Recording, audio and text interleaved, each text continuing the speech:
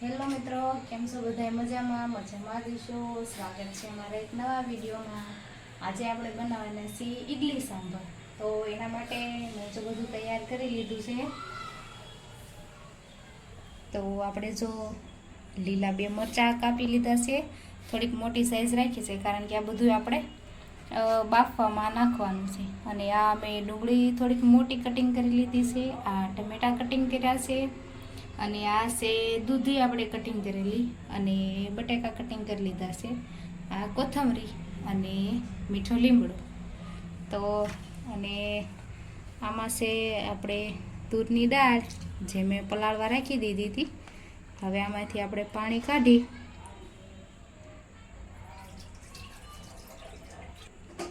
તો જો મેં મસ્ત મજાની તુવેરની દાળ ધોઈ નાખી છે, અને કુકરમાં આપણે બાફવા માટે પાણી નાખી દીધું છે. તો એમાં આપણે આ તુરની દાળ નાખી દઈશું બધી.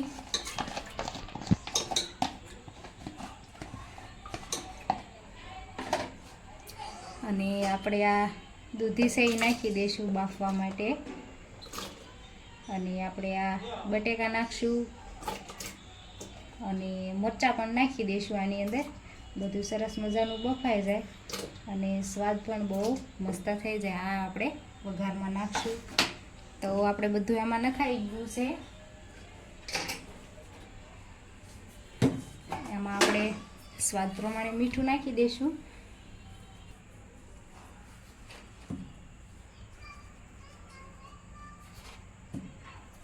ઓછું ભાવતું એને ઓછું નાખવાનું, વધારે ભાવતું એ વધારે નાખે.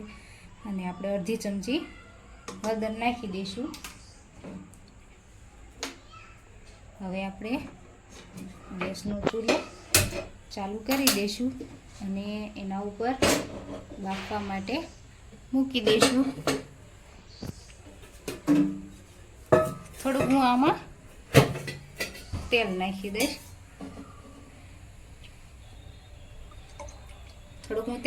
દઈશ.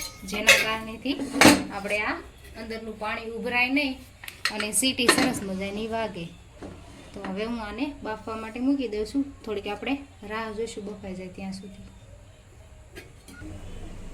તો જો આ હું ઈડલી બનાવવાનું ખીરું લઈ આવી હતી બહારથી, બજારમાંથી લઈ આવી હતી.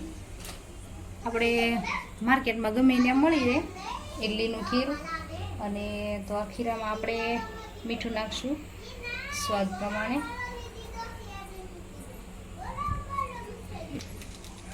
મીઠું નાખ્યા પછી મેં મસ્ત હલાવી નાખ્યું છે. અને આપણે થોડાક આમાં ફૂલ સોડા નાખી દઈશું. ઈનો નાખો તો પણ હાલે, અને ફૂલ સોડા નાખો તો પણ હાલે. તો હું ફૂલ સોડા નાખી દઈશ આમાં, એટલે આપણે ઈડલી મસ્ત મજાની ફૂલે અને સરસ મજાની ક્રિસ્પી બની જાય. તો મસ્ત રીતે હલાવી નાખ્યું છે. આવું કંઈક બેટર બની ગયું છે. હવે આને થોડીક વાર ઢાંકી દઈશું, એટલે મસ્ત ફૂલી અને મસ્ત બની જાય.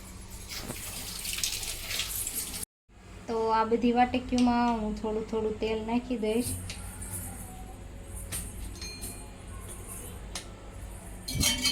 અને બધી વાટકી મસ્ત તેલવાળી કરી વાળશું.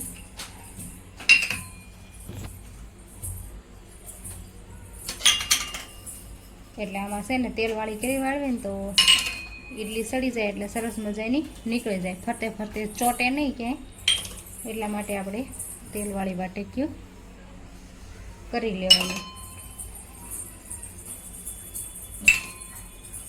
તો હવે આપણી બધી વાટકી તેલવાળી થઈ ગઈ છે. હવે આપણે ઈડલીનું બેટર જોઈ લેવી. તો જો મસ્ત થઈ ગયું છે.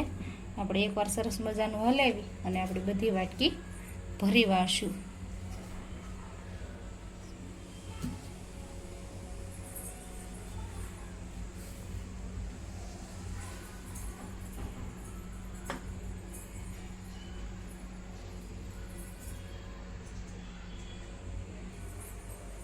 તો જો આપણે આવી રીતના બધી વાટકી ભરી લેવાની. તો આપણે બધી વાટકી સરસ મજાની ભરાઈ ગઈ છે. અને આપણે જો ઢોકળિયામાં તે પાણી મૂકી દીધું છે અને અંદર 2 લીંબુના કટકા નાખ્યા છે, જેથી કરીને આપણે ઢોકળીમાં અંદરનો ભાગ કાળો ન પડે. તો આપણે ગરમ પાણી મૂકી દીધું છે અને હવે આપણે બધી વાટકી એક એક લઈ અને આમાં સરસ મજાની ગોઠવી દઈશું.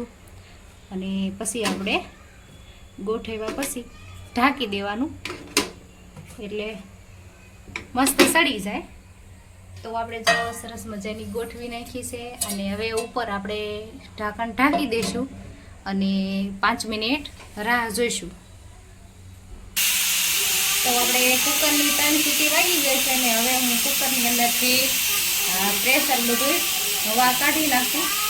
પછી આપણે અંદર જોઈ બફાઈ ગયા છે કે નહીં. તો હવે આપણે આમાં જોઈ લઈશું.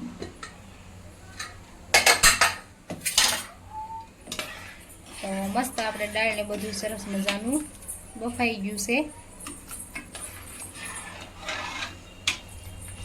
હવે આપણે આને વઘારી લઈશું. તો જો આપણે વઘાર માટેની વસ્તુ લઈ લીધી છે, ઝીણા સુધારેલા મરચાં અને ઝીણા સુધારેલ ટમેટા, આ છે કોથમરી ને મીઠો લીમડો, અને આ આપણે ઝીણી ડુંગળી સુધારી લીધી છે. આ બધું આપણે વઘાર માટે ઉપયોગ કરશું. આ છે ધાણા જીરું છે અને વઘાણી છે, અને આ આપણે ગરમ મસાલો છે. તો બધું આપણે વાપરશું. અને હવે તેલ એક શાકનું લીધું છે, એને આપણે ગરમ થવા માટે મૂકી દેવી. સાઈડમાં આપણે આ બાજુ ઇડલી બને છે.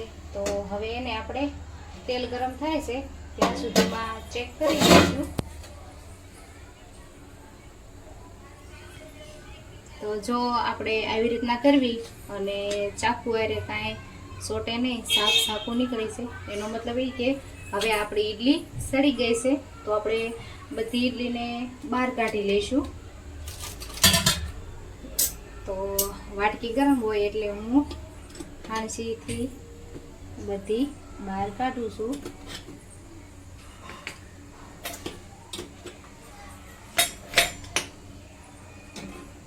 આવી રીતના બધી બહાર કાઢી લીધી છે અને થોડીક વાર આને આપણે ઠરવા દઈશું, પછી આમાંથી ઈડલી બહાર કાઢશું. તો આપણું તેલ ગરમ થઈ ગયું છે. હવે આપણે અંદર રાઈ નાખી દઈશું અને અડધી ચમચી જેટલું જીરું નાખી દઈશું અને હિંગ નાખશું અડધી ચમચી જેટલી. થોડીક હળદર નાખશું અને આની અંદર આપણે લીલા સુધારેલા મરચાં નાખી દઈશું અને ડુંગળી નાખી દઈશું.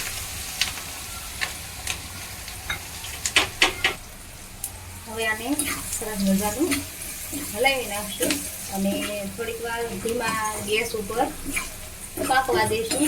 ડુંગળીનો કલર બદલાઈ જાય અને ગોલ્ડન બ્રાઉન થઈ જાય ત્યાં સુધી આપણે ધીમા ગેસ ઉપર જ પાકવા દઈશું.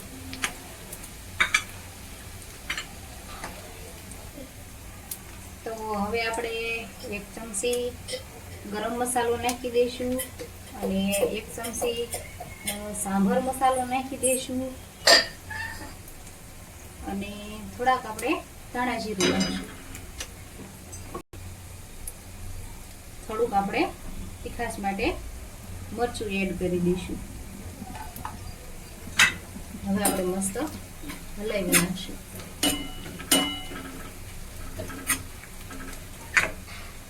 હવે આપણે આમાં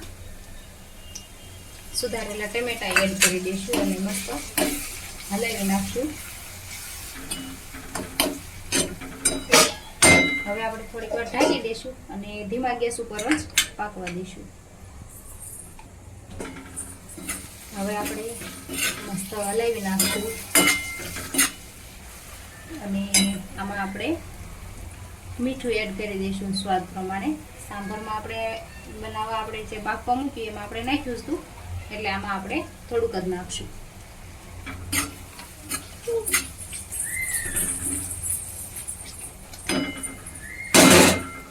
થોડીક વાર હજી હું પાકવા દઈશ અને આપણે આ કોથમરી અને મીઠો લીમડો થોડોક નાખી દેવી, જેનો સ્વાદ મસ્ત આવે. આમાં નમક ભેગો પડી જાય એટલે આપણે થોડુંક આમાં નાખશું, અને થોડુંક પછી સાંભાર બની જાય પછી નાખી દઈશું.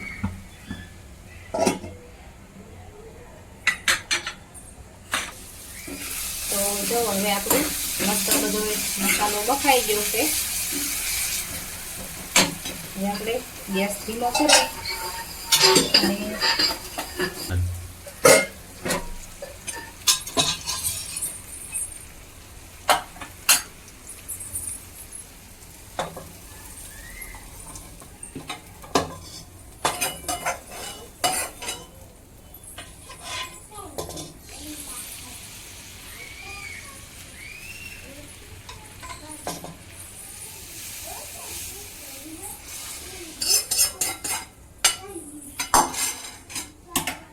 હવે આને આપણે ગેસ ઉપર ગેસની ફ્લેમ ફૂલ રાખી અને ઉકળવા માટે રાખી દઈશું.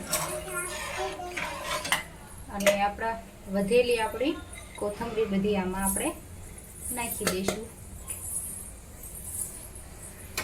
હવે થોડીક વાર આપણે રાહ જોઈશું, ઉકળી જાય એટલે પછી ડીશમાં સર્વ કરી લઈશું.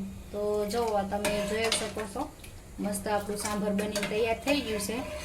બસ આ એકવાર ઉકળી જાય પછી આપણે નીચે ઉતારી લઈશું. તો થોડીક વાર રાહ જોઈશું. તો આપણે સાંભાર ઉકળીને તૈયાર થાય ત્યાં સુધીમાં આપણે ઈડલી બધી કાઢી લઈશું. આવી રીતના છેલ્લેનો ભાગ છે એ આવી રીતના કરવી, એટલે મેં તેલવાળું ઉપર કર્યું હતું એટલે છૂટી પડી જાય.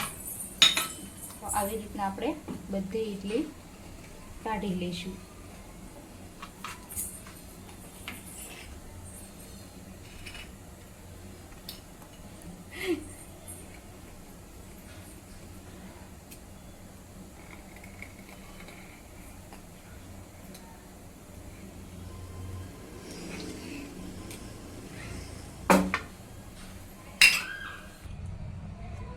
તો આપણો સાંભાર બનીને તૈયાર થઈ ગયું છે. અને આ બાજુ હવે આપણે એને વાટકીમાં લઈ લઈશું સર્વ કરવા માટે.